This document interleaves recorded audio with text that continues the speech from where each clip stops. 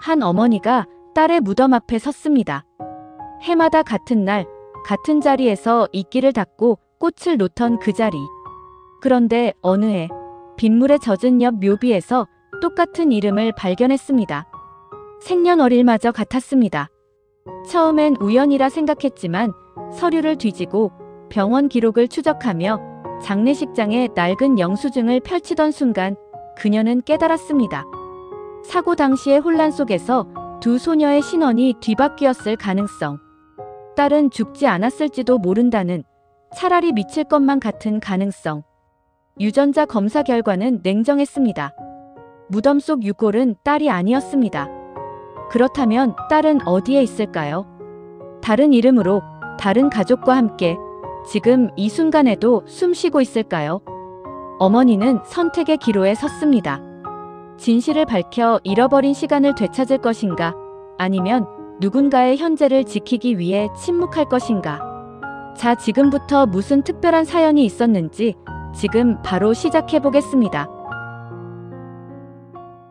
비가 내리던 성묘의 날이었어요. 저는 해마다 그랬듯이 검은 우산을 접고 비석 앞에 무릎을 꿇었습니다. 손수건으로 이끼를 닦아내는 일은 이제 습관이 되어버렸죠. 닦아낸 건 이름이었어요. 제 딸의 이름. 21해 동안 수없이 불러본 그 세 글자.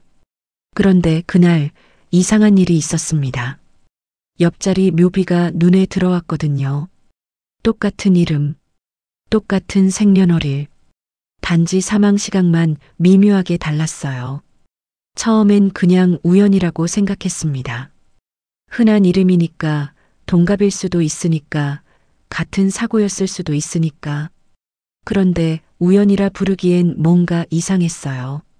목덜미가 서늘해지는 느낌이랄까요? 날짜가, 시각이, 관리번호가 묘하게 엇갈리듯 맞물려 있었거든요. 저는 관리사무소로 걸어갔습니다.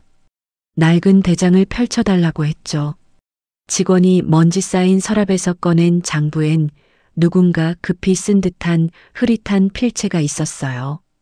정정선을 그어 다시 쓴 사망자 코드도 보였습니다. 뭔가 잘못됐다는 생각이 들었어요. 집으로 돌아와 서랍을 열었습니다. 장례식 영수증, 병원 사망진단서, 장의차 영수증, 묘지 사용 허가서. 종이들은 오래되어 노랗게 변했지만 숫자들은 여전히 제 목소리를 갖고 있었죠. 저는 밤새 서류를 정리했습니다. 사망 시각이 병원 기록과 장례식장 기록에서 서로 달랐어요. 그 순간 저는 알았습니다. 우연은 때로 진실이 하려는 말을 가리는 얇은 비옷이라는 거리요. 다음 날 아침 일찍 구청 민원실로 갔습니다. 재적 등본과 가족관계 증명서를 떼고 과거 정정 이력이 있는지 조회를 요청했어요. 직원이 잠시 뜸을 들이다가 말했습니다. 오래된 전산 이전 시기의 기록은 종이철에 있다고요. 기다려달라고 했죠. 몇 시간을 기다렸습니다. 책상 위로 올라온 건 누렇게 바랜 카드철이었어요. 거기엔 제 딸 이름 옆에 미세한 연필 자국이 있었습니다. 오인 신고 가능성 검토라는 문구, 그리고 취소선. 그런데 취소선에는 결제 도장이 없었어요. 저는 그날 처음으로 장례식장 사무장에게 전화를 걸었습니다. 사무장은 이미 은퇴했고 후임은 기억이 잘 나지 않는다고 했어요. 기억은 흐려져도 돈의 흐름은 선명하다는 말을 어디선가 들은 적이 있었죠. 저는 통장 입출금 내역을 꺼내보았습니다. 장례비 중 일부가 환불 처리되었다가 다시 청구된 흔적이 있었어요. 비문 제작소의 도면 번호도 2개였습니다. 2개의 도면 번호, 2개의 이름, 그리고 하나의 관. 그 밤 저는 딸아이의 유품 상자를 꺼냈습니다.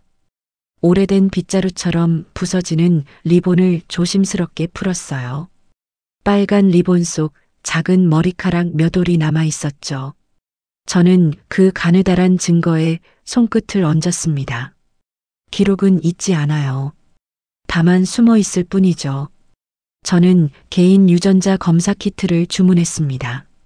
제 머리칼 몇 올과 딸의 유품에서 얻은 작은 잔흔을 함께 보냈어요. 결과는 시간이 걸릴 거라고 했죠. 기다리는 동안 저는 사고 당시의 신문 기사를 모았습니다. 그날 같은 시각, 같은 도로에서 2대의 구급차가 출동했고 3차례의 환자 이송 기록이 있었어요. 병원 간 인수인계서에는 서명이 4개나 있었고 그 중 하나는 같은 사람이 급히 쓴 듯 필체가 흔들려 있었습니다. 저는 당시 응급실 간호사였던 사람을 수소문에 만났어요. 그녀는 잠시 침묵하다가 입을 열었습니다. 그날 팔찌가 2개였어요. 분명히 2개. 그런데 밤새 인계가 3번 바뀌면서 어느 순간 하나가 없어진 거예요. 사람이 몰려드는 밤의 병원에서 팔찌 하나쯤 사라질 수 있다는 체념이 우리를 지금의 어둠으로 데려왔던 거죠. 그녀는 마지막에 제 손을 꼭 잡았어요. 어머니, 살아있을 수도 있어요. 이름이 바뀌면 운명도 바뀌니까. 저는 고개를 끄덕였지만 속으로는 되묻고 있었습니다. 이름이 바뀌면 진짜 그 사람도 바뀌는 걸까요? 진실은 멀리 있지 않았어요. 다만 우리가 편의로 만들었던 절차의 안쪽에 숨어 있었을 뿐이죠. 저는 장례식장에 다시 갔습니다. 새로운 사무장은 서랍에서 오래된 영수증 뭉치를 꺼냈어요. 거기엔 이상한 카드 결제 취소 전표가 끼어 있었죠. 비문 수정을 위한 추가 비용, 그리고 새 도면 번호. 비문 글자 2글자 수정이라는 메모가 있었고 수정 전 도면에는 제 딸의 이름 철자가 원래와 달랐습니다. 누군가 철자를 바꾸고 날짜를 한 칸 옮기고 관리번호를 다시 부여했던 거예요. 저는 그날 장례식장 뒤편 창고에서 작은 나무 상자를 발견했습니다. 미반한 유품 상자였어요. 상자 안엔 다른 소녀의 이름이 적힌 팔찌가 하나 더 있었죠. 그 순간 제 심장은 굳어버렸어요. 제 딸의 팔찌가 사라진 밤, 누군가의 팔찌도 같은 방식으로 자리에서 밀려났다는 뜻이었으니까요. 사무장은 떨리는 목소리로 말했습니다. 그 시절 일이 많았어요. 빨리, 더 빨리 그게 능력이던 때였죠. 빠름이 미덕이던 시대가 남긴 건 누군가의 남겨진 이름이었습니다. 저는 상자를 품에 안고 나왔어요. 비문보다 무거운 건 부주의로 교환된 운명이었죠. 유전자 검사 결과가 도착했습니다. 봉투를 뜯는 손끝이 서늘했어요. 결과지는 담담했습니다. 제 유전형과 딸의 유품 잔해는 일치하지 않았어요. 저는 의자에 앉아 한참을 눈을 감았습니다. 잃은 슬픔이 아니라 잃었다고 믿어온 슬픔의 허공이 무너졌죠. 그렇다면 제 딸은 어디에 있는 걸까요? 누구의 이름으로, 누구의 집에서, 누구의 엄마로 살아있는 걸까요? 저는 옆 묘비의 이름을 다시 떠올렸습니다. 같은 이름, 같은 생년, 엇갈린 시각. 아마도 그 묘비 아래에는 제 딸이 아닌 다른 소녀가 누워 있을 거예요. 그리고 제 딸은 다른 소녀의 이름으로 호흡했을 거죠. 저는 선택해야 했습니다. 무덤을 파헤쳐 세상 앞에 진실을 쏟아놓을 것인지 아니면 조용히 그 소녀를 찾아가 제 목소리로 단 한마디를 건넬 것인지. 결과는 숫자였지만 숫자는 제 심장을 정밀하게 찔렀어요. 저는 숫자 대신 사람을 찾기로 했습니다. 저는 커뮤니티와 동창회, 실종자 카페, 지역 모임 게시판에 조심스레 글을 올렸어요. 1997년 봄도로 사고. 비슷한 시각에 가족을 잃은 분을 찾습니다. 며칠 뒤 한 통의 전화가 왔습니다. 어머니 혹시 민정이라는 이름을 들어보셨나요? 그녀는 지방의 작은 도시에서 반찬 가게를 운영하는 중년 여성이었어요. 저는 그 집을 찾아갔습니다. 집벽에 걸린 가족 사진 속 딸의 눈매가 제 마음 어딘가를 스치고 지나갔어요. 웃음이 닮았고 고집스레 비스듬히 서는 버릇이 닮았죠. 실제로 본 적 없는 몸짓을 제가 먼저 알고 있었습니다. 그 집 어머니는 조용히 말했어요. 사실 입양 서류에 작은 오탈자가 있었어요. 그때는 대수롭지 않게 넘겼죠. 서류의 오탈자. 세상을 뒤흔들기엔 너무 작은 단어였고 가정을 지키기엔 너무 큰 균열이었습니다. 저는 조심스레 진실을 말할 수 없었어요. 그 집의 따뜻한 밤 냄새와 웃음이 제 입을 막았거든요. 그 밤 저는 사진 속 낯선 친숙함과 대면했습니다. 닮았다는 고백은 모든 것을 무너뜨릴 수 있는 첫 단추였죠. 저는 변호사를 찾아갔어요. 법은 조용히 말해주었습니다.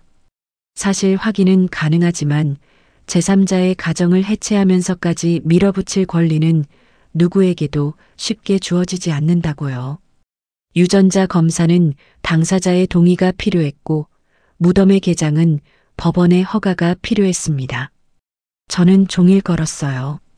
진실은 누구의 권리일까요? 저를 살게 한 기억일까요? 그들을 살게 하는 현재일까요? 그날 밤 낯선 번호로 메시지가 왔습니다. 어머니 잠깐 만나주실 수 있을까요? 만남의 자리에서 그녀 민정은 저에게 오래된 상처를 보여주었어요. 팔꿈치 옆 작은 흉터. 어린 시절 놀이터 철봉에서 떨어졌을 때 생긴 흉터와 꼭 닮은 위치, 꼭 닮은 모양이었죠. 저는 그 앞에서 울지 않으려 애썼습니다. 흉터는 진실의 서명 같았거든요. 민정은 낮게 말했어요. 가끔 제 이름이 아닌 다른 이름을 부르는 꿈을 꿔요.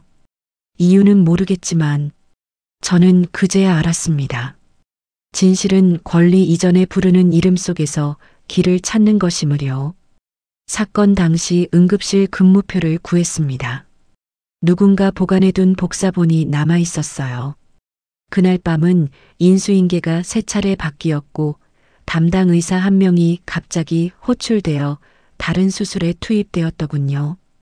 간호조무사의 메모에는 팔찌 재확인 필요라는 적색 펜 글씨가 있었지만 다음 장엔 더 이상 그 메모가 이어지지 않았습니다. 장례식장과 병원 사이의 운구장부에는 동일 시각에 두 구의 이동 기록이 겹쳐 있었어요. 무연고자 처리 예정자 명단에는 그날 유일하게 지워진 이름 한 칸이 있었죠. 저는 테이블 위 서류들을 시간 순으로 놓았습니다. 팔찌의 분실, 인수의 급박, 도면 수정, 환불전표, 정정 없는 취소선. 각각의 작은 부주의가 하나의 인생을 바꿨던 거예요. 기록은 사실을 말하지만 순서는 진실을 말하진 않습니다. 저는 결심했어요. 누군가를 탓하지 않기로요. 대신 순서를 바로 세우기로 했죠. 딸의 생이 멈춘 날이 아니라 딸의 이름이 바뀐 날로 사건을 다시 적기로요. 그렇게 기록을 다시 쓰면 살아온 사람에게 죄가 아닌 시간을 돌려줄 수 있을지도 모른다고 생각했습니다. 저는 두 가족을 한자리에 부르지 않았어요. 누구의 삶도 갑자기 합쳐지면 다치기 마련이니까요. 대신 각각에게 편지를 썼습니다. 조심스러운 문장으로, 확신보다 가능성으로, 의심보다 이해로요. 민정은 검사를 동의했어요. 이름이 맞는지 한 번쯤은 확인하고 싶었어요. 검사 결과는 말이 필요 없었습니다. 제 딸과 저는 높은 수치로 일치했어요. 민정의 어머니는 오래 울었습니다. 자신의 사랑이 누군가의 상실 위에 세워졌다는 죄책감 때문이었죠. 저는 고개를 저었어요. 사랑은 누구의 허락으로 시작되지 않아요. 다만 이제부터는 서로를 알고 사랑합시다. 두 가족은 천천히 서로의 시간을 배웠습니다. 좋아하는 반찬, 감기약의 종류, 사진 속 표정의 버릇들이요. 우리는 이름을 되돌리지 않았어요. 민정은 민정으로 살았고 저는 그 이름을 불렀죠. 다만 무덤의 이름만큼은 바꾸지 않되 그 옆에 작은 표지석을 세우기로 했습니다. 그 표지석엔 이름 대신 날짜를 새겼어요. 우리가 서로를 알게 된 날, 진실이 탄생한 날이었죠. 봄이 왔습니다. 꽃이 피고 비석의 이끼가 말랐어요. 우리는 함께 산소를 찾았습니다. 제 딸, 그 소녀, 그리고 두 가족이 한 줄로 섰죠. 저는 오래된 비석을 쓰다듬고 그 옆에 작은 표지석을 손끝으로 눌렀습니다. 우리가 잃은 건 이름이었고 우리가 되찾은 건 서로의 시간이었다. 제 목소리는 낮았지만 흔들리지 않았어요. 누구도 무덤을 파헤치지 않았습니다. 대신 마음을 열어 과거의 흙을 조금씩 덜어냈죠. 장례식장도 병원도 우리에게 사과했어요. 사과는 시간을 되돌리지 못하지만 남은 시간을 덜 아프게 합니다. 민정은 제 팔을 잡았어요. 어머니 다음 주에 집들이 와주세요. 제 삶에, 제 이름에 어머니의 자리를 만들고 싶어요. 저는 고개를 끄덕였습니다. 이름이 바뀌면 운명이 바뀐다는 말은 틀렸어요.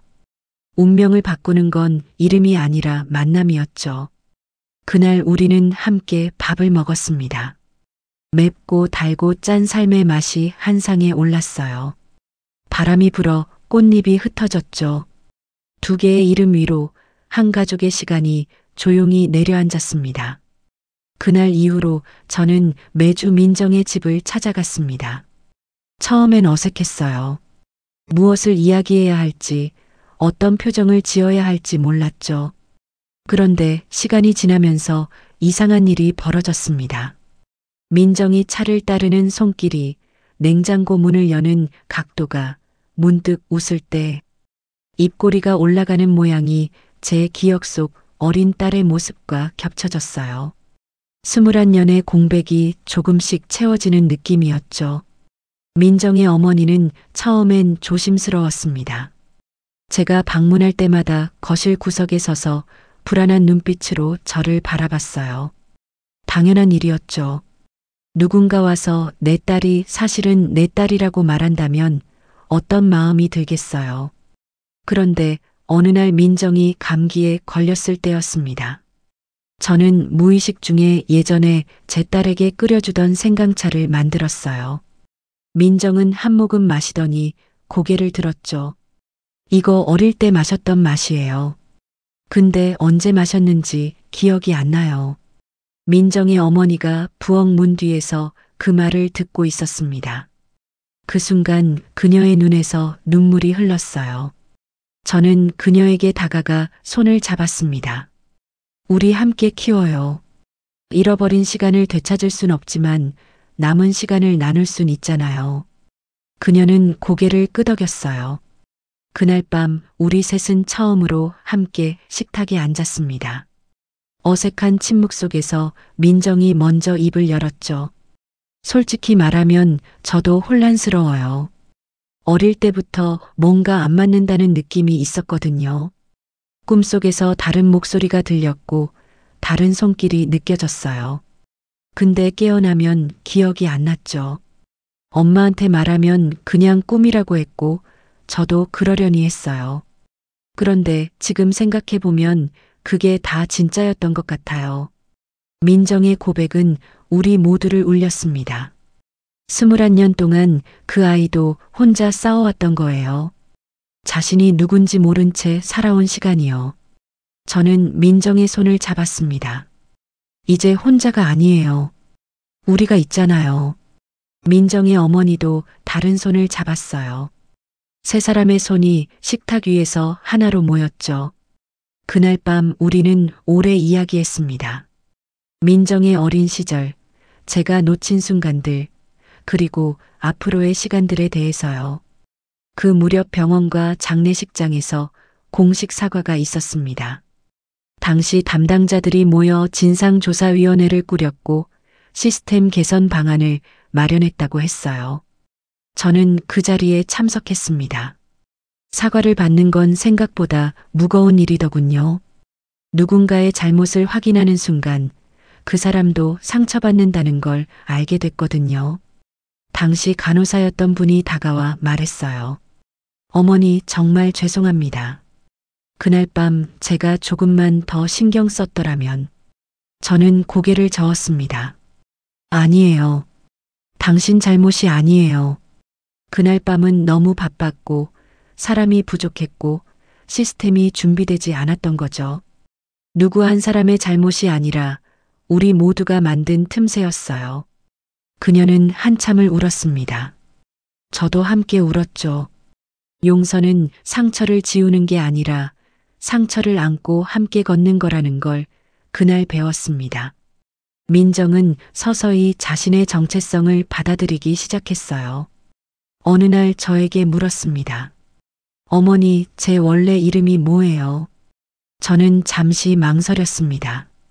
이름을 말하는 순간 모든 게 바뀔 것만 같았거든요. 그런데 민정은 제 손을 꼭 잡았어요. 괜찮아요. 알고 싶어요. 저는 천천히 입을 열었습니다. 수연이. 내 이름은 수연이었어. 민정은 그 이름을 여러 번 중얼거렸습니다. 수연이, 수연이, 수연이. 그러다 문득 웃었어요. 이상해요. 낯선데 낯설지 않아요. 어릴 때 혼자 놀면서 이 이름을 불렀던 것 같기도 하고. 저는 눈물을 흘렸습니다. 21년 만에 제 딸의 이름을 다시 부를 수 있게 된 거예요. 하지만 민정은 곧 말했습니다. 하지만 전 민정으로 살고 싶어요.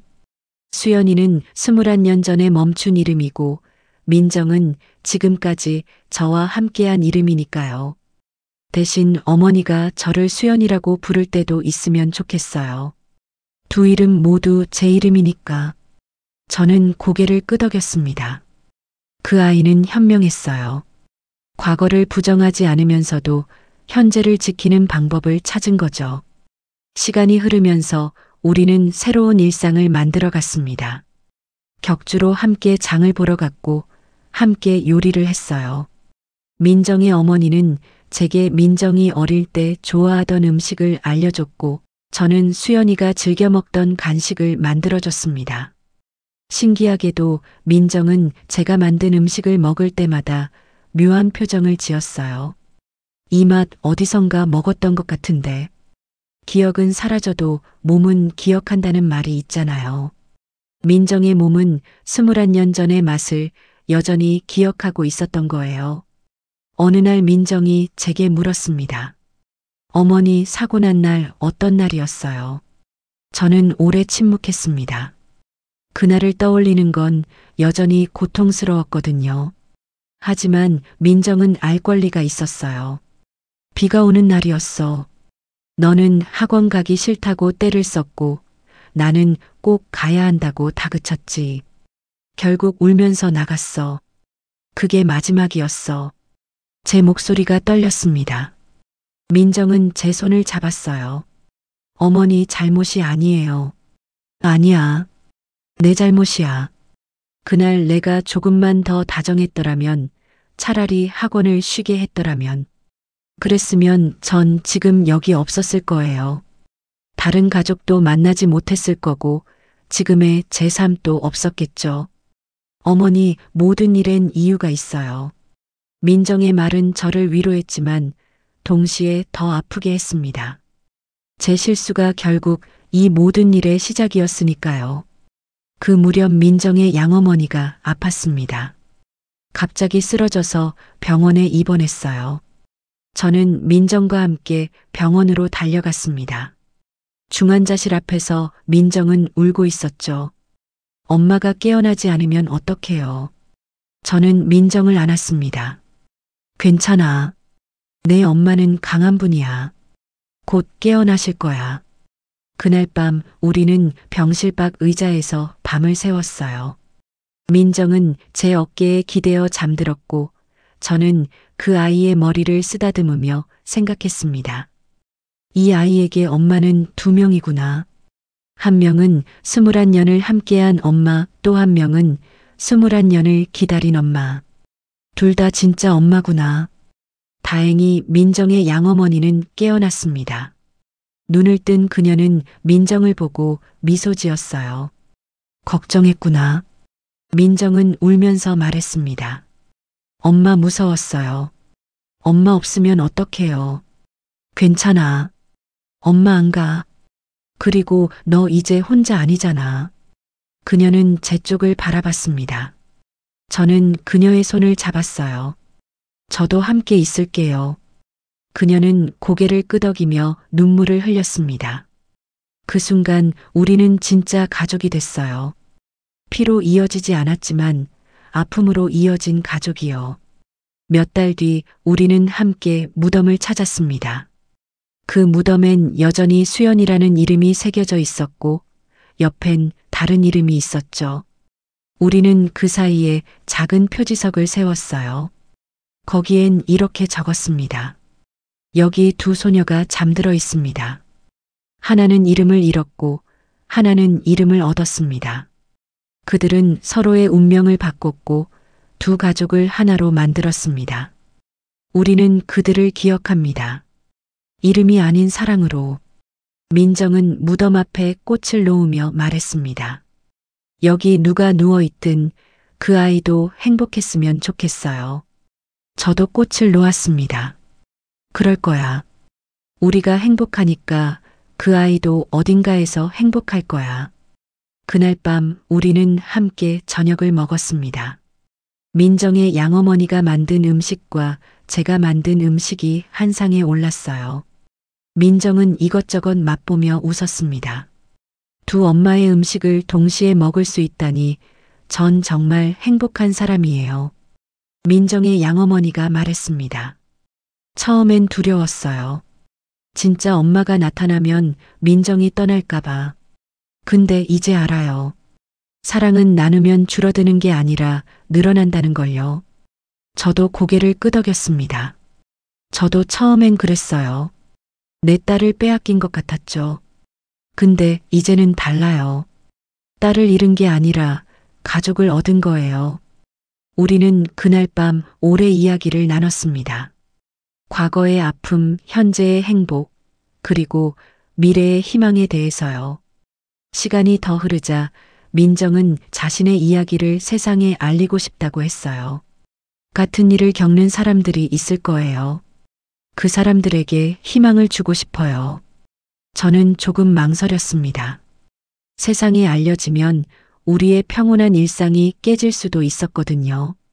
하지만 민정의 눈빛은 단호했어요. 어머니, 우리가 겪은 일이 헛되지 않게 하고 싶어요. 병원과 장례식장의 시스템이 바뀌어야 해요.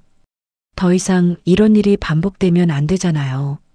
저는 결국 동의했습니다. 우리는 언론과 인터뷰를 했고 우리의 이야기는 뉴스가 됐어요. 많은 사람들이 놀라워했고 공감했고 응원했습니다. 하지만 비난도 있었죠. 왜 이제 와서 진실을 밝히느냐? 평온하게 살던 가족을 왜 흔드느냐? 그런 댓글을 볼 때마다 가슴이 아팠습니다. 하지만 민정은 흔들리지 않았어요. 진실을 외면하는 게 평온은 아니에요. 우린 거짓 위에 서 있던 거예요. 이제 진짜 땅 위에 서고 싶어요. 민정의 말은 옳았습니다. 우리는 더 이상 거짓 위에 서 있지 않았어요. 비록 땅이 울퉁불퉁하고 때로 흔들렸지만 그건 진짜 땅이었죠. 우리의 이야기가 알려지면서 비슷한 경험을 한 사람들이 연락을 해왔습니다. 어떤 이는 가족을 잃고 평생 의문을 품고 살았다고 했고 어떤 이는 자신의 정체성에 대해 늘 혼란스러웠다고 했어요. 우리는 그들과 만나 이야기를 나눴습니다. 혼자가 아니라는 것, 이해받을 수 있다는 것만으로도 큰 위로가 됐죠. 민정은 작은 모임을 만들었습니다. 신혼 혼동으로 고통받는 사람들을 위한 모임이었어요. 거기서 사람들은 자신의 이야기를 나누고 서로를 위로했습니다. 저도 가끔 참석해서 제 경험을 나눴죠. 진실을 찾는 건 용기가 필요해요. 하지만 진실을 받아들이는 건 더 큰 용기가 필요하죠. 우리는 진실 앞에서 무너지지 않았어요. 오히려 진실 위에 새로운 관계를 세웠습니다. 제 말에 많은 사람들이 고개를 끄덕였어요. 누군가는 울었고 누군가는 용기를 얻었습니다. 그 무렵 정부에서 신원 확인 시스템 개선 방안을 발표했습니다. 병원과 장례식장의 인수인계 절차를 강화하고 유전자 데이터베이스를 구축하며 사망자 신원 확인에 2중, 3중의 안전장치를 마련한다는 내용이었어요. 우리의 이야기가 작은 변화를 만들어낸 거죠. 민정은 그 소식을 듣고 눈물을 흘렸습니다. 이제 다른 가족은 우리 같은 아픔을 겪지 않아도 되겠네요. 저는 민정을 안았습니다. 내가 용기 내줘서 고마워. 내가 아니었으면 이런 변화는 없었을 거야. 민정은 고개를 저었어요. 아니에요. 어머니가 진실을 찾아주셔서 가능했던 거예요. 어머니가 포기하지 않으셨으니까. 우리는 서로를 안고 울었습니다. 기쁨의 눈물이었죠.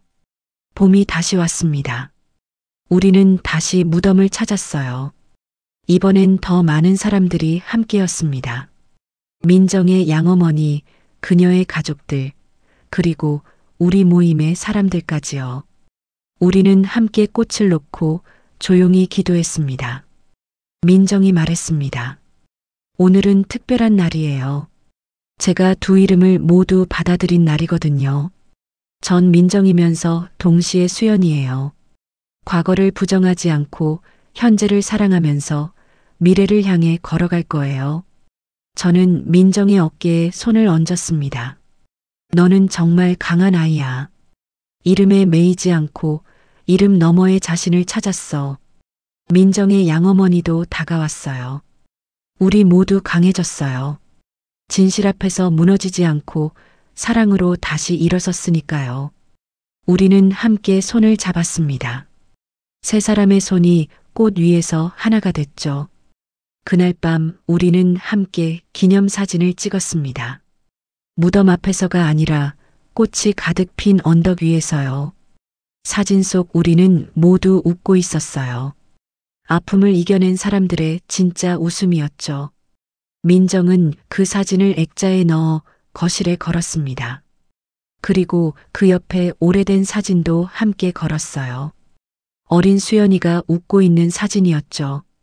두 사진은 나란히 걸려 시간을 이어주었습니다. 과거와 현재가 만나는 자리예요. 민정의 말에 저는 고개를 끄덕였습니다. 그리고 미래가 시작되는 자리이기도 해. 시간은 계속 흘렀습니다. 민정은 결혼했고 아이를 낳았어요. 저는 할머니가 됐죠. 2명의 엄마와 1명의 할머니를 둔 아이는 행복했습니다. 아이는 때로 물었어요. 할머니는 왜 2명이에요? 민정은 웃으며 대답했습니다. 사랑이 많아서 그래. 너는 2배로 사랑받는 아이야. 아이는 그 대답에 만족하며 우리 모두를 안았어요. 그 순간 저는 깨달았습니다. 우리가 만든 건 단순히 회복된 관계가 아니라 완전히 새로운 형태의 가족이라는 것을요. 어느 날 민정이 저에게 편지를 건넸습니다. 어머니, 이거 읽어보세요. 편지에는 이렇게 적혀 있었어요. 어머니께, 전 오랫동안 제가 누군지 몰랐어요. 민정이라는 이름으로 살면서도 늘 뭔가 빠진 것 같았죠. 근데 이제 알아요. 제게 빠진 건 과거가 아니라 과거를 이해하는 마음이었어요. 어머니가 찾아주셔서 저는 완전해졌어요. 이름이 2개라서가 아니라 사랑이 2배가 되어서요. 감사합니다. 저를 포기하지 않아주셔서, 진실을 찾아주셔서, 그리고 제 현재를 존중해 주셔서. 어머니는 저에게 과거를 돌려준 게 아니라 미래를 선물해 주셨어요. 사랑합니다. 민정, 수연 올림. 저는 편지를 읽으며 울었습니다. 21년을 기다린 보람이 있었어요. 딸을 되찾은 게 아니라 딸과 함께 새로운 삶을 시작한 거였죠. 저는 답장을 썼습니다. 민정에게, 아니 수연에게, 아니 내 딸에게. 너를 찾는 여정은 외로웠어. 하지만 너를 만난 순간 모든 외로움이 사라졌지.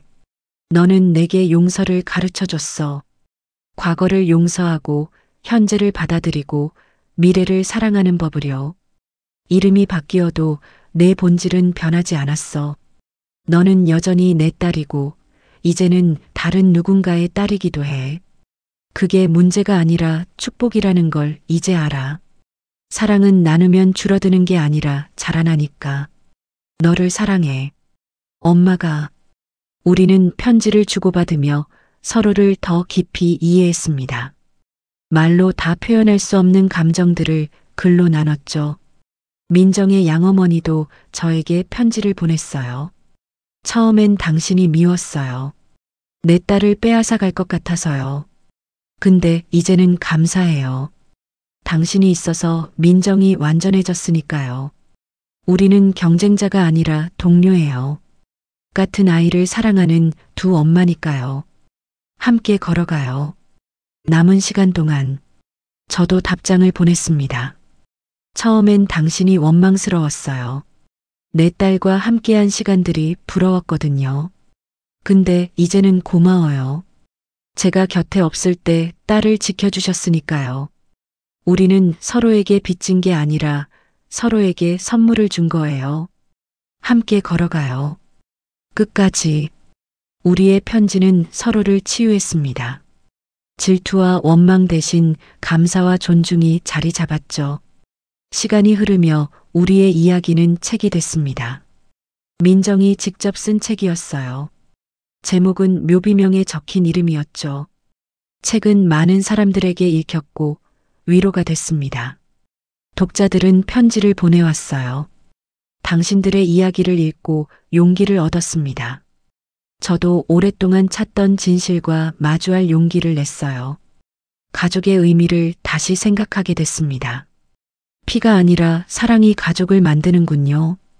이름보다 중요한 게 있다는 걸 배웠습니다. 서로를 부르는 마음이요.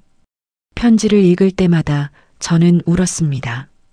우리의 아픔이 누군가에게 희망이 된다는 게 신기했거든요. 민정은 강연도 다녔습니다.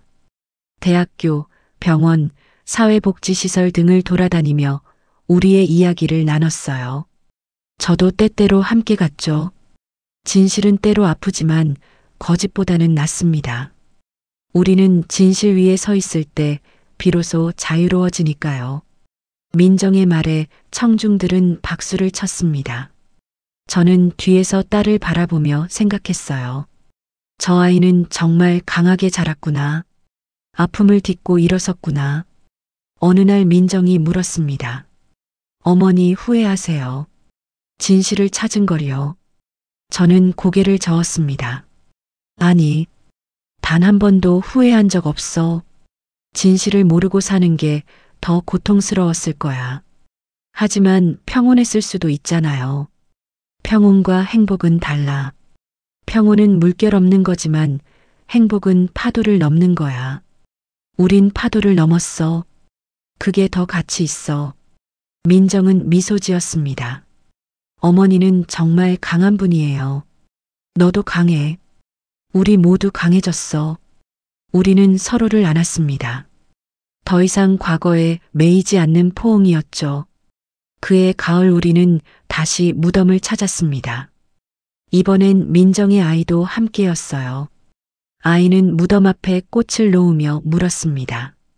할머니, 여기 누가 있어요? 민정이 대답했습니다. 우리의 과거가 있어. 그리고 우리를 하나로 만들어준 인연이 있지. 아이는 고개를 갸웃했지만 곧 웃으며 말했어요. 그럼 고마운 곳이네요. 저는 아이의 머리를 쓰다듬었습니다. 그래, 아주 고마운 곳이야. 우리는 함께 묵념했습니다. 바람이 불어 낙엽이 흩날렸고 하늘은 맑았어요. 평온한 순간이었죠. 집으로 돌아오는 길에 민정이 말했습니다. 어머니, 저 행복해요. 진짜로요. 저는 민정의 손을 잡았습니다. 나도 행복해. 너를 찾아서 새로운 가족을 만나서 함께 걸어서. 민정의 양어머니도 말했어요. 저도 행복합니다. 두려움을 넘어서 사랑을 선택했으니까요. 우리는 함께 웃었습니다. 진심에서 우러나오는 웃음이었죠. 그날 밤 저는 오래된 일기장을 꺼냈습니다. 21년 전 그날의 일기가 있었어요. 비에 젖은 글씨로 이렇게 적혀 있었죠. 오늘 딸을 잃었다. 세상이 무너졌다. 어떻게 살아가야 할지 모르겠다. 저는 그 아래 새로운 문장을 적었습니다. 오늘 딸을 되찾았다. 세상이 다시 시작됐다. 이제 어떻게 살아가야 할지 안다. 사랑하며 용서하며 함께 걸으면 된다. 일기장을 덮으며 저는 미소 지었습니다. 긴 여정이었지만 끝은 아름다웠어요. 창밖으로 달이 떠올랐습니다. 환한 달빛이 방 안을 비췄죠. 저는 달을 바라보며 생각했습니다. 달은 매일 모양이 바뀌지만 본질은 변하지 않아요. 우리도 그랬죠. 이름이 바뀌고 관계가 바뀌고 삶이 바뀌었지만 사랑의 본질은 변하지 않았어요. 저는 침대에 누워 눈을 감았습니다. 마음이 평온했어요. 21년 만에 처음으로 평온한 밤이었죠. 꿈속에서 어린 수연이가 나타났습니다. 아이는 웃으며 손을 흔들었어요. 엄마 이제 괜찮아요. 전 행복해요. 엄마도 행복하세요. 저는 꿈속에서 울었습니다. 행복의 눈물이었죠. 깨어났을 때 베개가 젖어 있었어요. 하지만 가슴은 따뜻했습니다. 마침내 모든 것이 제자리를 찾은 것 같았어요. 다음 날 아침 민정에게서 전화가 왔습니다. 어머니 오늘 저녁에 같이 식사해요. 말씀드릴 게 있어요. 저녁에 만난 민정은 평소와 달리 긴장한 표정이었어요. 무슨 일인가 싶어 걱정이 됐죠. 어머니, 저 결정했어요. 제 이름을 법적으로 바꾸려고요. 저는 깜짝 놀랐습니다. 수연으로 바꾸겠다는 거니? 민정은 고개를 저었어요. 아니요. 민정 수연으로요. 두 이름을 다 쓰고 싶어요. 법에서 허용한다고 하더라고요. 특별한 사유가 있으면요. 저는 한동안 말을 잇지 못했습니다. 민정은 제 손을 잡았어요. 저는 둘 다예요. 민정도 저고 수연도 저예요. 하나를 선택할 수 없어요. 둘 다 제 삶이니까요. 저는 눈물을 흘렸습니다. 민정의 양어머니도 옆에서 울고 있었어요. 우리 딸 정말 현명하네요. 저도 고개를 끄덕였습니다. 그래, 내가 오라. 이름은 선택이 아니라 포용이야. 민정은 환하게 웃었습니다. 그 웃음 속에서 저는 과거와 현재가 하나 되는 걸 봤어요. 며칠 뒤 법원에서 이름 변경 허가가 났습니다. 민정의 새 주민등록증에는 민정수연이라고 적혀 있었어요. 민정은 그 증명서를 들고 우리에게 보여줬습니다. 이제 완전해진 것 같아요. 저는 증명서를 바라보며 생각했습니다. 이름 하나에 담긴 21년의 시간. 그 무게가 느껴졌어요. 그 무렵 민정의 아이가 학교에 입학했습니다. 입학식 날 우리 3명의 엄마와 할머니가 모두 참석했어요. 선생님이 물었습니다. 가족이 많으시네요. 민정이 대답했습니다. 내 사랑이 많아서요. 선생님은 미소 지으며 고개를 끄덕였습니다. 아이는 우리 모두의 손을 잡고 교실로 들어갔어요. 작은 손이 3개의 큰 손을 연결했죠. 입학식이 끝나고 우리는 함께 사진을 찍었습니다. 4세대가 함께 찍은 사진이었어요. 저, 민정의 양어머니, 민정, 그리고 아이. 사진 속 우리는 모두 웃고 있었습니다. 집으로 돌아오는 길에 민정이 말했습니다. 어머니, 제가 이 이야기를 다큐멘터리로 만들고 싶어요. 더 많은 사람들에게 전하고 싶거든요. 저는 잠시 망설였습니다. 더 많이 노출되는 건 부담스러웠거든요. 하지만 민정의 눈빛을 보니 거절할 수 없었어요. 그래, 내가 하고 싶다면 해봐. 몇 달 뒤 다큐멘터리 촬영이 시작됐습니다. 감독은 우리의 일상을 카메라에 담았어요. 함께 밥 먹는 모습, 무덤을 찾는 모습, 서로 이야기 나누는 모습을요. 촬영은 생각보다 힘들었습니다. 과거를 다시 떠올려야 했고 아픈 순간들을 다시 마주해야 했거든요. 어느 날 촬영 중에 민정이 울음을 터뜨렸습니다. 가끔은 너무 힘들어요. 두 정체성 사이에서 흔들릴 때가 있거든요. 어느 쪽이 진짜 저인지 헷갈려요.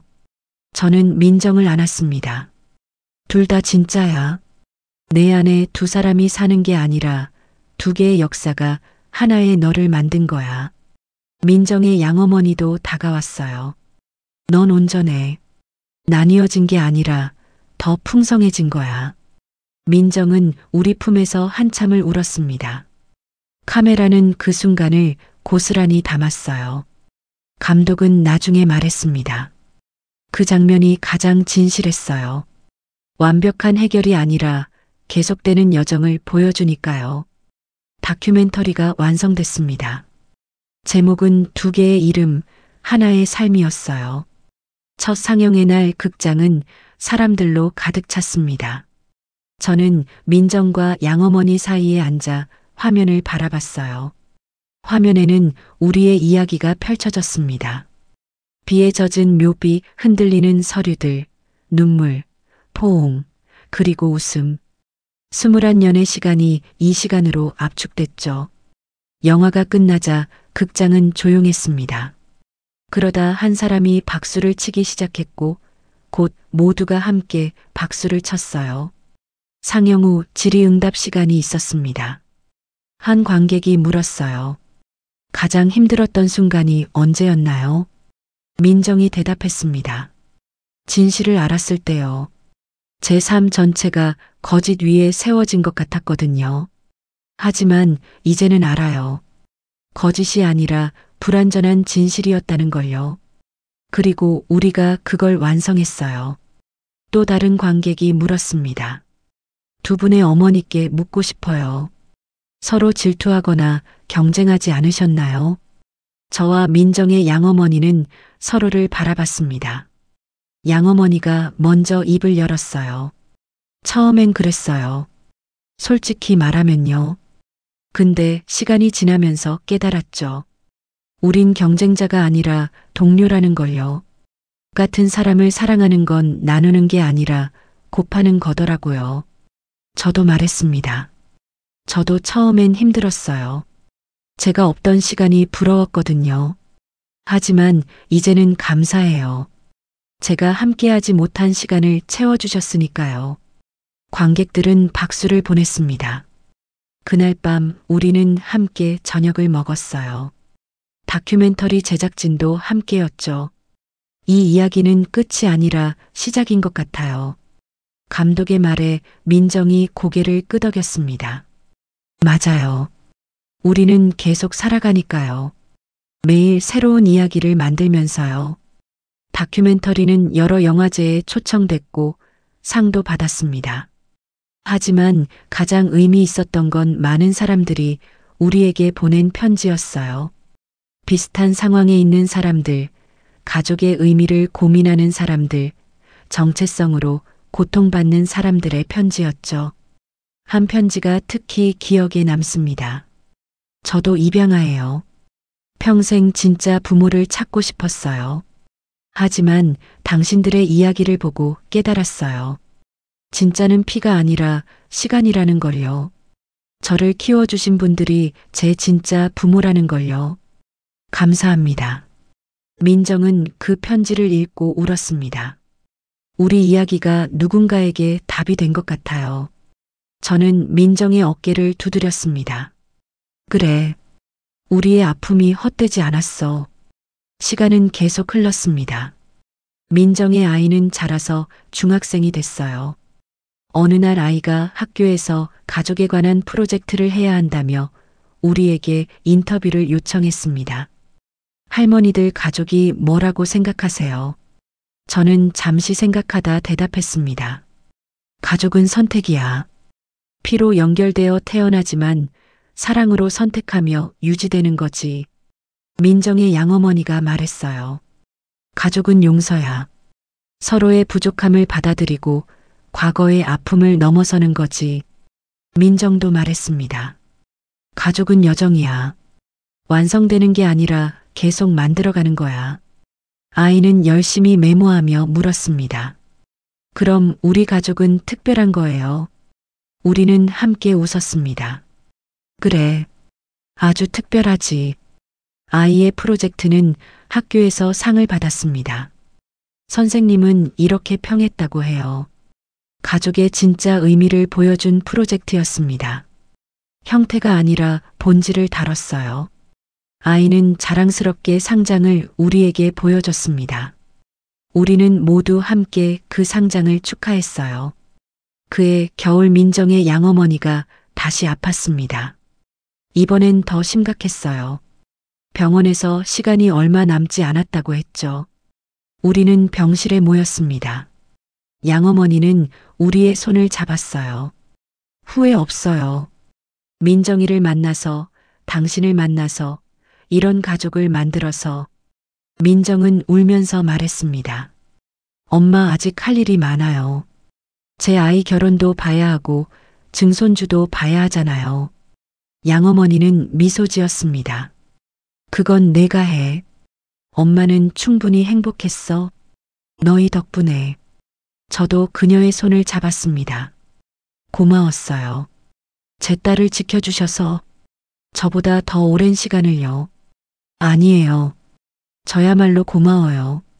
진실을 말해주셔서 거짓 위의 평온보다 진실 위의 아픔을 선택해 주셔서 우리는 손을 맞잡고 한참을 그렇게 있었습니다. 그날 밤 양어머니는 조용히 눈을 감았어요. 평온한 얼굴이었습니다. 장례식장은 사람들로 가득 찼습니다. 우리의 이야기를 아는 많은 사람들이 조문을 왔어요.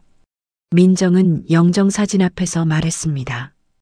엄마는 제게 사랑을 가르쳐 주셨어요.